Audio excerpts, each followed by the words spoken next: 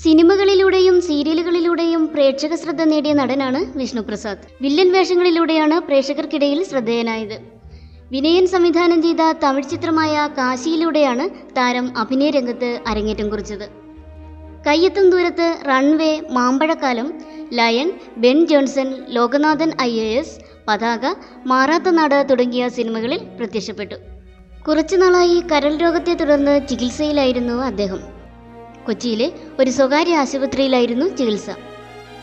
കരൾ മാറ്റിവയ്ക്കൽ ശസ്ത്രക്രിയയ്ക്കുള്ള ഒരുക്കത്തിലായിരുന്നു കുടുംബവും സഹപ്രവർത്തകരും. കരൾ നൽകാൻ മകൾ തയ്യാറായിരുന്നെങ്കിലും ചികിത്സയ്ക്കായുള്ള ഭീമമായ തുക കണ്ടെത്താനുള്ള ശ്രമത്തിലായിരുന്നു കുടുംബം. വിഷ്ണുപ്രസാദിന്റെ വിയോഗത്തിൽ അനുശോചനക്കുറിപ്പ് പങ്കുവച്ച് നടി സീമാജി നായർ.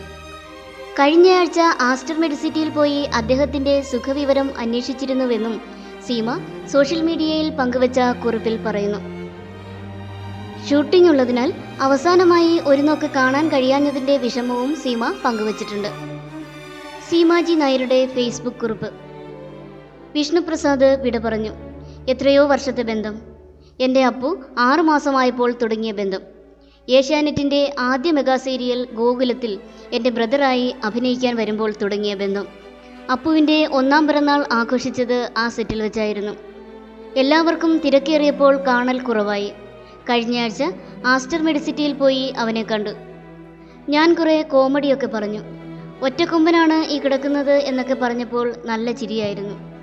പിന്നീട് വൈഫ് കവിത എന്നെ വിളിച്ചു പറഞ്ഞു ചേച്ചി വന്നത് വലിയ ആശ്വാസമായെന്ന്. കൂടെ ആശ്വാസമായി തന്നെ നിൽക്കാനാണ് പോയത്.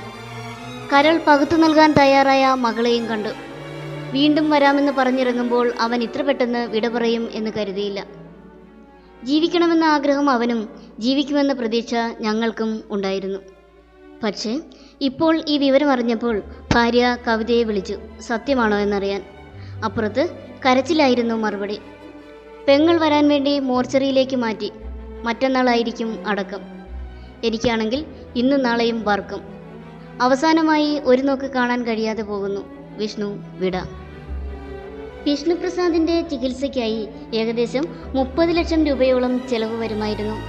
സീരിയൽ താരങ്ങളുടെ സംഘടനയായ ആത്മ അടിയന്തര സഹായമായി ഒരു തുക നൽകിയിരുന്നു. പിന്നീട് വിഷ്ണുവിൻ്റെ സുഹൃത്തുക്കളും മറ്റും ഓൺലൈൻ ചാരിറ്റി ഫണ്ടിങ്ങിലൂടെ തുക കണ്ടെത്താൻ ശ്രമിക്കുകയുണ്ടായി.